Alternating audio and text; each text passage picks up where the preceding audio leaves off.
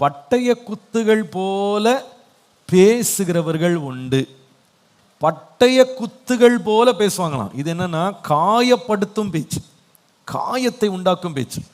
இந்த பேச்சை குறித்து சங்கீதம் 57:4 வாசிக்கும் போது, என் ஆத்துமா சிங்கங்களின் நடுவில் இருக்கிறது, தீயை இறைக்கிற மனுபுத்திரருக்குள்ளே கிடக்கிறேன், அவர்கள் பற்கள் ஈட்டிகளும் அம்புகளும், அவர்கள் நாவு கருக்கான பட்டயமாய் இருக்கிறது. அவர்கள் பற்கள் ஈட்டிகளும் அம்புகளும், அவர்கள் நாவு கருக்கான பட்டயம். அதாவது அவர்கள் பேசுகிற பேச்சில் மற்றவர்கள் என்ன செய்யப்படுவாங்க? காயப்படுத்தப்படுவாங்க. அவங்க 10 நிமிஷம் பேசினா கூட அவங்க இருதயத்தை வேதனைப்படுத்தி காயப்படுத்துகிற ஒரு சுபாவம் அவங்க பேச்சில் இருக்கும். இன்னைக்கு சில பேருடைய பேச்சு அப்படி இருக்கா இல்லையா? குடும்பத்திற்குள்ள ஒருவரை ஒருவர் காயப்படுத்தி குத்தி அவர்களை வேதனைப்படுத்துகிற பேச்சுக்கள் சில வேளை வீடுகளுக்குள்ள சிலர் அறியாமலே நுழைய விட்டுறாங்க.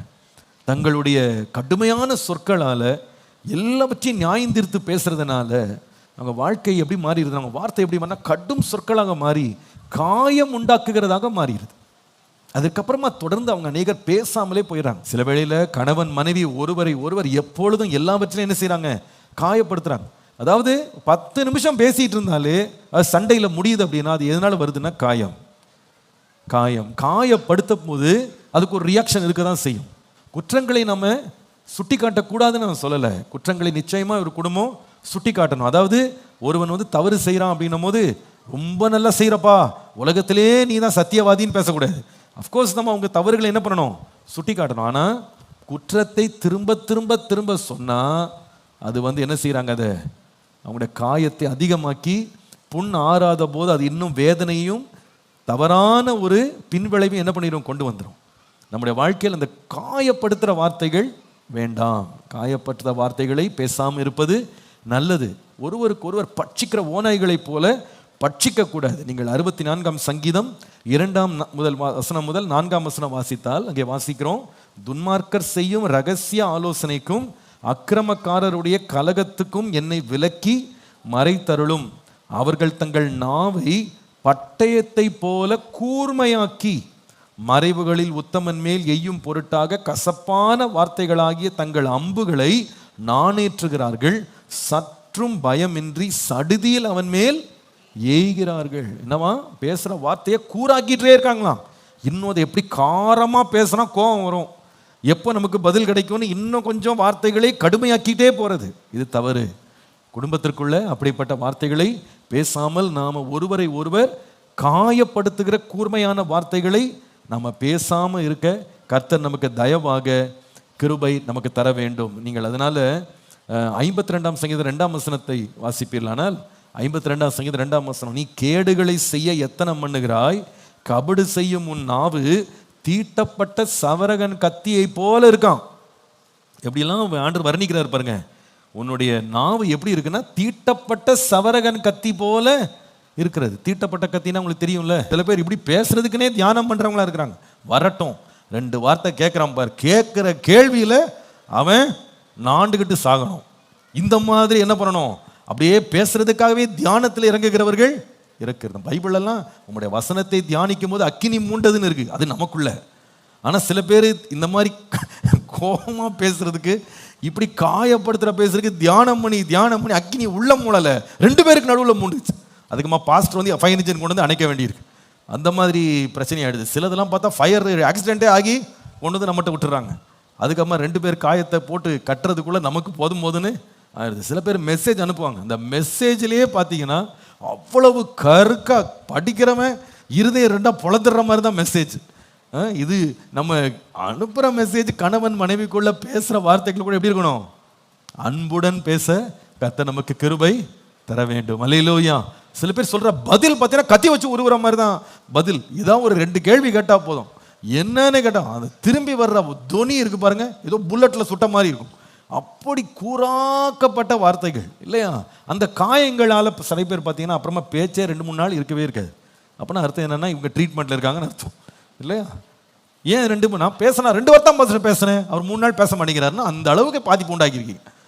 அவர் பாவம் ஐசியூவில் போய் வெளியே வந்து ஜென்ரல் வார்டு வெளியே வர்றதுக்குள்ளே ஒரு வாரம் ஆகிறது. அந்த மாதிரி கருக்கா என்ன பண்ணக்கூடாது, பேசக்கூடாது. நம்ம ரொம்ப எச்சரிப்பா இருக்கணும். சில பேர் பாருங்க இப்படி ரொம்ப கருக்கா பேசி பேசி பேசி அவங்க மரியாதையை இழந்து போயிடுறாங்க. அதான் பிரச்சனை.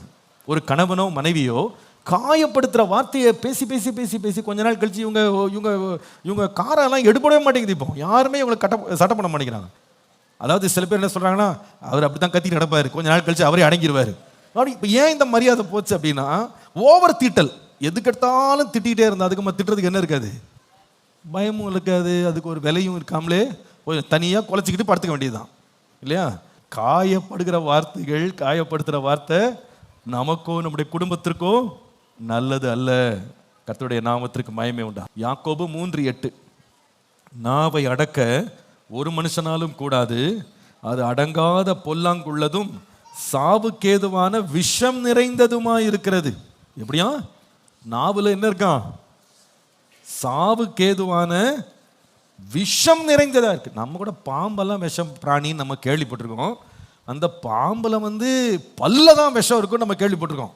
யாக்கோபு சொல்றார், நாக்கிலே விஷம் இருக்கு அப்படின்னு சொல்றாரு. அப்போ இது எப்படிப்பட்ட வார்த்தையை பத்தி பேசுறாரு அப்படின்னா, அழிக்கக்கூடிய வார்த்தை, மரணத்தை உண்டாக்கக்கூடிய வார்த்தை, நல் உறவுகளை அழித்து சீரழிக்கக்கூடிய வார்த்தைகள் ஒருவருக்குள்ள இருக்க முடியும். அது நம்முடைய குடும்பத்திற்குள்ள வரக்கூடாது. அப்போ வார்த்தைகளாலே அழிக்க முடியுமான்னு கேட்டா கண்டிப்பா அழிக்க முடியும். 140 சங்கீதம் 3 பாருங்க. சர்ப்பத்தை போல தங்கள் நாவை கூர்மையாக்குகிறார்கள், அவர்கள் உதடுகளின் கீழ் விரியன் பாம்பின் விஷம் இருக்கிறதுன்னு போட்டிருக்கு. விரியன் பாம்பின் விஷம், அவங்க வார்த்தையெல்லாம் விஷமா இருக்கு இல்லையா? நீங்கள் ரோமருக்கு எழுதின நிருபம் 3 வாசித்து பாருங்க. ரோமர் 3:13. அந்தபடியே 10 வாசிக்கிறேன், மன்னித்துக் கொள்ளுங்க. 10th வாசிக்கிறேன். நீதிமான் ஒருவனாகிலும் இல்லை, உணர்வுள்ளவன் இல்லை, தேவனை தேடுகிறவன் இல்லை, எல்லாரும் வழி தப்பி ஏகமாய் கெட்டு போனார்கள், நன்மை செய்கிறவன் இல்லை, ஒருவனாகிலும் இல்லை. அவர்கள் தொண்டை திறக்கப்பட்ட பிரேத குழி, தங்கள் நாவுகளால் வஞ்சனை செய்கிறார்கள், அவர்களுடைய உதடுகளின் கீழ் பாம்பின் விஷம் இருக்கிறது. பாம்பின் விஷம் இருக்கிறது. பாம்பின் விஷம் ஒரு மனிதனுக்குள்ள ஏறுமானா அது என்ன செய்யும்? ஒரு மனிதனை கொன்றே போடும் இல்லையா? நிலை கொலைய வச்சிடும் இல்லையா? அவனுடைய திறமைகள், அவனுடைய தாளந்துகள் எல்லாத்தையும் ஒரு சொட்டு விஷம் என்ன பண்ணிடும்? ஒண்ணுமில்லாம ஆக்கிடும். நின்று கொண்டிருக்கிற மனுஷனை குளிக்க கொண்டு போயிடும் ஒரே ஒரு சொட்டு விஷம் இல்லையா? அவ்வளவு பயங்கரமானது விஷம், பாம்பின் விஷம். வேதம் சொல்லுது, ஒரு மனுஷனுடைய பேச்சு கூட அப்படி இருக்க முடியுமா? பாம்பின் விஷம் போல இருக்க முடியுமா? வேதம் சொல்லுது, வார்த்தை கூட எப்படி இருக்க முடியும்னா விஷம் மாதிரி இருக்க முடியுமா? இந்த வார்த்தைகளாலேயே நிலை குலைய வைக்க கூட முடியும். இன்னைக்கு நான் சில பேர்லாம் சொல்றதையே நான் கேட்டிருக்கேன். பாஸ்டர், அந்த வார்த்தையை கேட்டு கேட்டு கேட்டு வாழவே பிடிக்கல பாஸ்டர், ஏதாவது வாழ்க்கையை முடிச்சுக்கலான்ற மாதிரி இருக்குன்னு சொல்லுவாங்க. ஏன் அப்படி சொல்றாங்க அப்படின்னா, வார்த்தைகளுக்குள்ள என்ன இருக்கு? விஷம். ஒருவரை கொல்லக்கூடிய அளவில், ஒருத்தரை டிப்ரெஸ் பண்ணுற அளவுக்கு மனதளவில் மன அழுத்தத்தை கொடுத்து அவங்க நம்பிக்கை இழக்க பண்ணி அவங்க போதுன்ற நிலைமைக்கு அவங்கள தள்ளக்கூடியதற்கு வார்த்தைகள் என்ன இருக்கு? விஷம் இருக்கு. கர்த்தர் இப்படிப்பட்ட வார்த்தைகள் நம்முடைய வீடுகளுக்குள்ள, குடும்பங்களுக்குள்ள வராதபடிக்கு கர்த்தர் கிருபையாக நமக்கு என்ன செய்யணும்? இரக்கம் பாராட்ட வேண்டும். என் வார்த்தைகளால் யாரையும் நான் என்ன செய்திடக்கூடாதுன்னா, நான் கெடுத்துடக்கூடாது, அழிச்சிடக்கூடாது. நம்ம வார்த்தைகள் எப்படி இருக்கணும்னா, ஒன்றுமே இல்லாதவங்களை நாம் உயிர்ப்பித்து எழுப்பி நிறுத்தி உற்சாகப்படுத்தி அவர்களை ஒரு ஆளாக்கி அவங்கள தூக்கி நிறுத்துகிற உற்சாக வார்த்தையாக இருக்கணும் இல்லையா? சில வெளியில் சில பேர் ரொம்ப சோர்ந்து போய் அவங்களால ஒன்றுமே பண்ண தளர்ந்து போய் இருக்கும்போது சொல்லுவாங்க, ஒரு ஊசி போட்டு வந்துடலாமான்னு. என்ன ஊசினா, விட்டமின் ஊசியா என்னமோ ஒரு ஊசி கொடுப்பாங்க இல்லையா? மல்டி விட்டமின் ஊசியா ஏதோ கொடுப்பாங்க. அந்த ஊசியை போய் போட்டு வந்தால் ஒரு ட்ரிப்பு ஊசி வச்சு ஏற்றுனா ஆள் வெளியே வரும்போது தெம்பா அப்படியே தெளிவாக வந்துடுவாங்க. இப்படியும் ஊசி இருக்கு. ஆனால் விஷ ஊசி 1 மணி நேரம்லாம் ஏற்ற வேண்டியதில்லை, சும்மா கொத்தனா போதும். நல்லா ஆடிக்கிட்டு இருந்தவன் பாடிக்கிட்டு இருந்தவன் பொத்துன்னு கீழே விழுந்துருவான். நம்ம வார்த்தை எப்படி இருக்குன்னு பார்க்கணும். விஷ ஊசி மாதிரி இருக்கா அல்லது விட்டமின் ஊசி மாதிரி இருக்கான்னு பார்க்கணும். சில வீடுகளில் தொடர்ந்து விஷப்பாம்பு போலவே கொத்தி கொண்டு நேரம் கிடைச்சா சீறி விடுவார்கள். அப்படி அப்படி இருக்க, ஐயோ ஒரு டாபிக் கிடைச்சா போதும். சில பேர் காத்து கொண்டே இருப்பார்கள், எங்கே கொத்தலாம், எதை கொத்தலாம், அப்படி காத்துக்கொண்டே இருப்பார்கள். அந்த டாபிக்காக காத்துக்கொண்டே இருப்பார்கள். கேட்டச்சா போதும் உடனே சீறி விடுவார்கள். உடனே உனக்கு ஒன்றும் தெரியாது, உனக்கு ஒன்றும் இல்லை, நீ ஒன்றும் இல்லை, உனக்கு என்ன வேலை, உனக்கு யாரும் கிடையாது, உனக்கு அது கிடையாது, இது கிடையாது, உனக்கு அறிவு இல்லை, உனக்கு புத்தி இல்லை. எத்தனை பாம்பு வெளியே வருது, மடமடமடன்னு வெளியே வருதே, பல வகையான விஷயங்கள் ஒரே நாவிலிருந்து வெளியே வருகிறது இல்லையா? சில பேர் இந்த பாம்பு கடிக்காக பயந்து கொண்டே வேலையிலிருந்து வீட்டுக்கு வருவதே தாமதிக்கிறார்கள். சில பேர் விரட்டுறோம், போங்க வீட்டுக்கு போங்க அப்படின்னு அதிகாரி துரத்துவார். போங்கப்பா வீட்டுக்கு போங்க. இல்லை சார் இங்கேயே இருக்கேன் சார். பரவாயில்ல சார். இல்லைப்பா உனக்கு சம்பளமே கொடுக்க முடியாது, நீ இவ்வளோ நேரம். பரவாயில்ல சார், இங்கே எக்ஸ்ட்ரா டைம் இருந்தால் எனக்கு எக்ஸ்ட்ரா லைஃப் இருக்கும் சார். வீட்டுக்கு நான் சீக்கிரமாக போனால் இருக்கிற லைஃப் என்ன ஆயிரும், குறைஞ்சி போயிடுறேன். ஒய்ஃபு பாம்பு மாதிரி சீர்வா சார். அவள் பாம்பு கடியை விட்டுட்டு நான் தப்பிக்கிறதுக்கு வேலையிலேயே நான் என்ன பண்ணுறேன், அர்ப்பணித்து வாழ்கிறேன். இந்த மாதிரி யாராவது வீட்டுக்கு வராமலே ஆஃபீஸில் ஒளிகிறாங்கன்னா உங்கள் நாக்கை கொஞ்சம் டெஸ்டிங் கொடுங்க. நாக்கில் ஏதாவது விஷம் இருக்கா, உதட்டில் ஏதாவது விஷம் வலியுதா அப்படின்னு பாருங்கள், டெஸ்ட் பண்ணி பாருங்கள். இதுக்கு ஏதாவது டெஸ்டிங் சென்டர் இருந்தால் கூட நல்லாயிருக்கும் இல்லையா? பைபிள் தான் டெஸ்டிங் சென்டர். நம்முடைய நாக்கு இப்படி ஒருவரை மரணத்தை உண்டாக்குகிற வார்த்தைகளை கொண்டு வருதா அப்படின்னு யோசித்து பாருங்கள். நிலைகுலைய வைக்கிற மாதிரி பேசுகிறோமா அப்படின்னு பாருங்கள். ஒருவர் நல்ல ஒரு திறமைசாலியான ஒரு கணவனை கூட உனக்கு அறிவில்லை, புத்தி இல்லை, உனக்கு ஒன்றும் தெரியாது, நீ எதற்கும் லாய்க்கு கிடையாது இப்படின்னு பேசி பேசி பேசி திறமைசாலியை கூட ஒன்றுமில்லாமல் ஆக்க ஒரு மனைவியால் முடியும். அதே போல் ஒரு கணவன் தன் மனைவி நல்ல திறமைசாலியாக, நல்ல வீட்டை கவனிக்கக்கூடிய புத்திசாலியாக இருக்கிறவளை எப்பொழுதுமே அவளை குத்தி குத்தி குத்தி பேசி அவளை தடுமாற பண்ணவும் ஒரு கணவனால் முடியும். நீங்கள் எப்பவுமே யோசிக்கணும், திருமணத்துக்கு அப்புறமா என் மனைவியை நான் திறமைசாலியாக, சிறந்த ஒரு பெண்ணாக நான் மேன்மைப்படுத்தி நான் வச்சிருக்கிறேன்னா கல்யாணம் கட்டில இருந்து ஒன்றும் உருப்படாமல் போயிட்டாங்களான்னு யோசிக்கணும், கேட்கணும் கேள்வி. இதெல்லாம் என் கணவன் திருமணத்துக்கு அப்புறமா இன்னும் திறமைசாலியாக, இன்னும் சிறந்தவரா மேலே எழுப்பி வந்தாரா, பயந்து கூனி குறுக்கி உட்காந்துருக்கிறாரா அப்படின்னு பார்த்தா நம்ம விஷத்தில் பாடுபட்டு உட்காந்துருக்கிறாருன்னு அர்த்தம். அப்போ நம்ம எப்படி இருக்கணும்னா அவங்கள ஊக்குவிக்கிறவங்களா இருக்கணும். நமக்கு இதுவே இந்த டெஸ்டிங்கே போதும்னு நினைக்கிறேன். நம்மளோட கணவன் எப்படி இருக்கிறாரு அவர் சொல்லணும். கல்யாணத்துக்கு முன்னால் நான் ஒன்றுமே செய்ய மாட்டேன், ரொம்ப பயந்துட்டு கிடப்பேன், நடிக்கிட்டு கிடப்பேன். என் மனைவி எனக்கு கொடுத்த இன்ஜெக்ஷனில் என்னவாயிட்டேன், நான் இப்போ தெம்பாயிட்டேன். நான் நல்லா போய் வேலை செய்கிறேன், உழைக்கிறேன், சம்பாதிக்கிறேன், வீட்டை பார்த்துக்கிறேன், நிறைய காரியங்களை நான் திறமையாக செய்கிறேன்னு கணவன் மனைவி அப்படி சொல்லணும். கல்யாணத்துக்கு முன்னால் எல்லாத்துக்குமே ரொம்ப தயங்குவேன், பயப்படுவேன், நடுங்குவேன். ஆனால் என் கணவன் எனக்கு கொடுத்த ஊக்கமான வார்த்தைகள் தூக்கி தூக்கி தூக்கி விட்டு இன்றைக்கி என்ன ஆயிட்டேன், நான் அநேகருக்கு ஆசீர்வாதமாக மாறிட்டேன், அநேகருக்கு நான் பயனுள்ள ஒரு பாத்திரமாக நான் மாறிவிட்டேன் அப்படின்னு சொல்லணும். தகப்பன் தாயா கூட தங்கள் பிள்ளைகளை இப்படி ஒரு ஊசி கொடுத்துக்கிட்டே இருக்கணும். என்ன ஊசி? விஷ ஊசி இல்லை, என்ன ஊசி? வைட்டமின் ஊசி மாதிரி கொடுத்துக்கிட்டே இருக்கணும். நீ நல்லா செய்வ, நீ நல்லா இருப்ப, நீ ஆசீர்வாதமாக இருப்ப, நீ ரொம்ப அழகாக பாடுற, நீ நல்லா பேசுகிற, நீ ரொம்ப அழகாக காரியங்களை செய்த, வெரி குட், ஐ அப்ரிஷியேட் அப்படின்னு சொல்லணும். ஒவ்வொரு முறை நம்ம அப்படி அப்ரிஷியேட் பண்ணும்போது பிள்ளைங்க முகத்தை பார்த்துருக்கீங்களா? ஏதோ ஒரு விட்டமின் ஊசியை கொடுத்துற மாதிரி இருக்கும், அப்படியே முகமே மலர்ந்துடும், ஒரே சந்தோஷமாயிருவாங்க. அந்த விட்டமின் ஊசியை கொடுத்த பிறகு தண்ணி எடுத்துட்டு வாடானா ஓடி போவான் சொல்லி முடிக்கிறக்குள்ள. அதே இது விஷ ஊசி போட்டால் தண்ணி எடுத்துட்டு வான்றக்குள்ள சுருண்டு படுத்துருவாங்க. அப்பவுமே நமக்கு புரியும், என்ன ஊசியை போட்டோம், விஷத்தை ஏற்றி விட்டோமா அல்லது சத்து ஊசி ஏற்றிருக்கோமா அப்படின்னு தெரிஞ்சிடும். அப்போ நம்ம தொடர்ந்து இந்த மாதிரி நெகட்டிவாக பேசி பேசி பேசி பேசி நிறைய பேர் சுருண்டு சுருண்டு படுத்துக்கிறாங்க. அவங்க எதையுமே செய்ய தோண மாட்டேங்குது, படிக்க மாட்டேங்கிறாங்க, எதையும் செய்ய மாட்டேங்கிறாங்கன்னா அந்த உற்சாகமூட்டும் வார்த்தைகள் நம்ம உதட்டிலேருந்து வெளியே வரணும். நம்ம வீட்டில் என்ன மாதிரி ஊசியெல்லாம் வச்சிருக்கோம்னு யோசித்து பாருங்க. இந்த விஷ ஊசியெல்லாம் இருந்தால் இன்னையோட என்ன பண்ணிடணும் சொல்லுங்க, வச்சுக்கொள்ளணும் இல்லையா? அப்பப்போ குத்துறது இல்லையா? அதை எடுத்து எல்லாத்தையும் தூக்கி அப்புறப்படுத்தி எல்லாத்தையும் என்ன ஊசியாக மாற்றிடணும், சத்து ஊசியாக மாற்றணும். எல்லாமே சத்து. சில பேர் பார்த்தீங்கன்னா தம் பையனை வச்சுக்கிட்டு கணவனை குத்துறது, அவர் மூலமாக இவர் மூலமாக இந்த பையன் மூலமாக, ஏய் உங்கள் அப்பாவை போல நீ மாறிடாதடா, பாவம் அந்தாலும் ஏதோ அப்போ தான் வேலை செஞ்சு உட்காந்துருமா, உங்கள் அப்பாவை போல மாறாத. இந்த ஊசி டபுளாக ஏறும், பையனுக்குள்ளேயும் ஏறும் அப்பாவுக்குள்ளேயும் ஏறும். அவர் என்ன பண்ணுவார், இன்னும் பெரிய ஊசி எடுத்துகிட்டு வருவார். உங்கள் அம்மா மாதிரி ஒரு பொண்ணை மட்டும் கட்டிடாதடா, நான் படுற கஷ்டம் உனக்கு வேணாம், அவன் கடைசியில் கல்யாணமே வேணாம் சாமி, நான் சன்னியாசியாக போயிடுறேன் அப்படின்னு.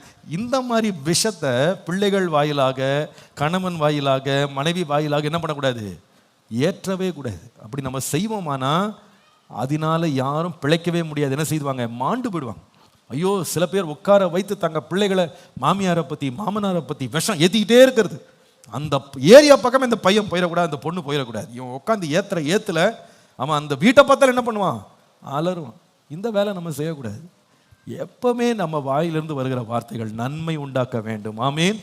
உண்மை உள்ளவைகள், ஒழுக்கம் உள்ளவைகள், புண்ணியமானவைகள், புகழுக்குரியவைகள், கீர்த்தியானவைகள், இந்த ஒருத்தரை உற்சாகப்படுத்தி மேம்படுத்துகிற வார்த்தைகளையே நம்முடைய வாய் என்ன பண்ணணும்? பேச வேண்டும். அல்லேலூயா. ரொம்ப சத்தமாக பேசணும்னு அவசியம் இல்லை.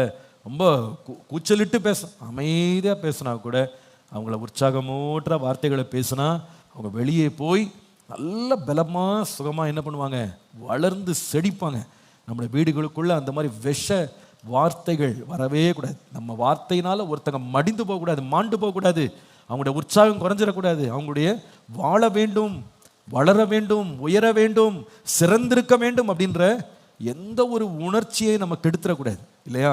நம்ம எப்படி இருக்கணும்னா, சோர்ந்து போகிறவனுக்கு கூட சத்துவத்தை கொடுக்கிறபடி, தளர்ந்து போனவர்களை கூட பலப்படுத்துகிறபடி நம்முடைய வார்த்தைகள் இருக்க வேண்டும். சில வீடுகளில் ஒரு ஆகாரம் செஞ்சுருப்பாங்க. அந்த ஆகாரம் வந்து அன்னைக்கு பார்த்து என்ன ஆயிருக்கும்?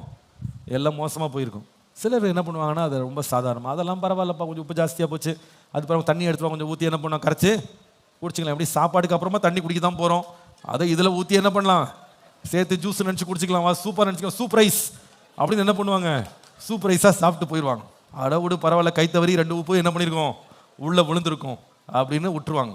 ஆனால் சிலர் என்னத்தை உன்னை வச்சு கல்யாணம் பண்ணி 30 வருஷம் ஆச்சு, ஒரு உப்பு கூட போட தெரியாது அவனுக்கு, வர வர கண்ணு சரியில்லை, கை தள்ளாடுது, 40 வயசுலேயே பாட்டி ஆகிட்டே, நீனு என்னதான் நீ பண்ண போறியோ அவ்வளோதான் ஆரம்பிக்கிற பேச்சுக்கு அடுத்த 3 நாள் சாப்பாடு கிடைக்காது. விஷத்தை ஏற்றி கொண்டே இருப்பார்கள், ஸ்லோ பாய்சன் போல. நம்ம பேச்சு எப்படி இருக்குன்னு பாருங்க. தவறுகள் நடக்கிறது இயல்பு தான். ஆனால் தவறு நடக்கும்போது இப்படி கையாளுறோன்னு பாருங்க, நன்மையானதை பேசணும். ஆமேன். ஆண்டவர் பாருங்க, பேதுரு இயேசுவை 3 முறை என்ன செய்தான்? மறுதளித்தான். ஒரு முறை பார்த்தாரு, பேசாமல் போயிட்டாரு. திரும்பி அவனை சந்திச்சார், என்ன பேசினாரு? இல்லை அன்பா இருக்கிறாயாப்பா, எப்படி கொடுத்தாரு பாருங்க ஊசி கரெக்டாக. ஆண்டவர் அவனை உற்சாகப்படுத்துகிறபடி கடைசியில் பார்த்தா அவர் போட்ட ஊசியில் 3 ஊசி தான் போட்டார். அந்த ஊசியில் தலைகீழ சாகிறேன்னு சொல்லி போய் நின்னானாம். போய் என்ன ஒரு அர்ப்பணிப்பவனுக்குள்ளே வந்தது, எவ்வளோ ஆர்வம், அன்பு இயேசுவின் மேல் வந்தது. ஊக்கமூட்டுகிற உற்சாகப்படுத்துகிற வார்த்தைகள் கர்த்தர் நம்ம கிருபையா தருவாராக. அல்லேலூயா. வேளை சில வேளையில் நம்ம கொஞ்சம் கடுமையாக பேசுகிறோம், கோவமாக, அடுத்த நிமிஷம் அதையே திரும்ப ஊசியை கொண்டுடக்கூடாது. என்ன பண்ணணும்? ஒரு முறை சொன்னேன், சரி ஏதோ ஒரு கோவமாக சொல்லிட்டேன், ஒரு உணர்வு வரணும்னு பேசிட்டேன், அதோட விட்டுருவோம். அடுத்து என்ன பண்ணும்? கொஞ்சம் சாதுவாக மெதுவாக பேசி அந்த காயத்தை எல்லாம் புண்ணெல்லாம் ஆற்றி சீர்படுத்துறதுக்கு வழிகளை நாம் என்ன பண்ணணும்? தேட வேண்டும். கர்த்தருடைய நாமத்திற்கு மகிமை உண்டாகட்டும்.